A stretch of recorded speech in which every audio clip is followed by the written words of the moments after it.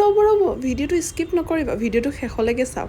আজিৰ ভিডিঅ'টো এই গোলাপ ফুলবোৰৰ ওপৰত, মানে আমি যিহেতু কইনাক ব্যৱহাৰ কৰোঁতে বা পাৰ্টি মেকআপত মানে মেকআপ কৰোঁতে ফুলবোৰ কেতিয়াবা এটা এটা হৈ থাকে নেকি, তো এনেকৈ এটা এটা হৈ থাকিলে আমি কেনেদৰে ঠিক কৰিব পাৰোঁ আজিৰ ভিডিঅ'টো তাৰ ওপৰত। এনেকৈ এটা এটা যেতিয়া গোলাপ ফুল হৈ থাকে তেতিয়া আমি কেনেকৈ গোলাপ ফুলটো ঠিক কৰিম আপোনালোকে চাব পাৰে ওচৰৰ পৰা। তো এইটো কেনেকৈ ঠিক কৰিম আমাৰ ষ্টুডেণ্টে যিহেতু মই এতিয়া ক্লাছত বুজাই আছিলোঁ সিহঁতক এতিয়া মই দেখাই দিম, আপোনালোকে পিছফালৰ পৰাও মই দেখাম। এনেকৈ এটা এটা হৈ থাকিলে আমি কেনেকৈ ঠিক কৰিম এতিয়া সেইটো আপোনালোকে চাব। এটা এটা হৈ থাকিলে আমি ফুলটো প্ৰথমে বহলাম, বস্তুটো বুজি পাইছা?